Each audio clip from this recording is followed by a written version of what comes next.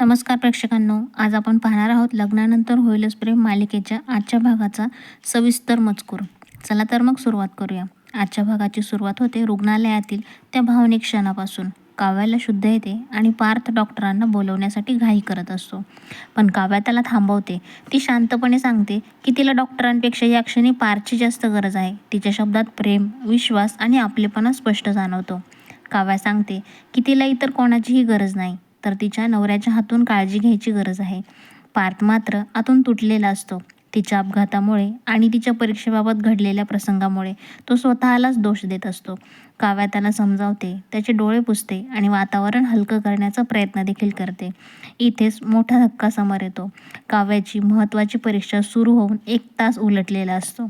पार्थ अपराधीपणाने सांगतो की तो तिला वेळेत परीक्षेला पोहोचवू शकला नाही. हे ऐकून काव्यालाही खूप धक्का बसतो. पण ती खचत नाही. उलट ती प्रार्थना करते की तिचा ओजीबोका तर तिला आता परत मिळाला आहे ना. आणि ती उलट पार्थलाच धीर देते. ती खूप सुंदर उदाहरण देते. जर एखादी ट्रेन सुटली तर आपण प्रवास सोडत नाही, दुसरी ट्रेन पकडतोच. असंच आयुष्याचंही आहे. एक संधी गेली म्हणून सगळं संपत नाही. ती पुन्हा अभ्यास करणार, दुप्पट मेहनत घेणार आणि स्वप्न पूर्ण करणार, असा तिचा निर्धार ती व्यक्त करते. यानंतर दोघे घरी परततात. घरात स्वागताची तयारी झालेली असते. औक्षण, प्रेमाने घातलेलं स्वागत आणि कुटुंबाचा आधार, या सगळ्यामुळे वातावरण भावनिक होतं. सगळे काव्याला धीर देतात. एक संधी गेली म्हणून आयुष्य थांबत नाही असं सांगून तिला पुन्हा उभं राहण्याची प्रेरणा देखील देतात. पार्थ काव्याला उचलून थेट त्यांच्या खोलीत घेऊन जातो. हा क्षण खूपच खास ठरतो. दोघांच्या नात्यातला दुरावा पूर्णपणे मिटलेला दिसतो.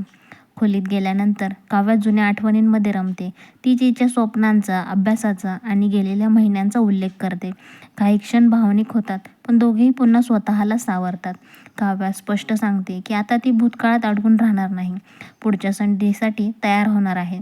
तिच्यासाठी सगळ्यात महत्त्वाचं म्हणजे पार्थसोबत नातं अधिक घट्ट झालं, हे अधिक महत्त्वाचं आहे. दरम्यान दुसऱ्या बाजूला रम्या मात्र या सगळ्यामुळे अस्वस्थ होते. तिच्या मनात अजूनही वेगळे विचार सुरू असतात. ती परिस्थिती स्वीकारण्यास तयारच नसते.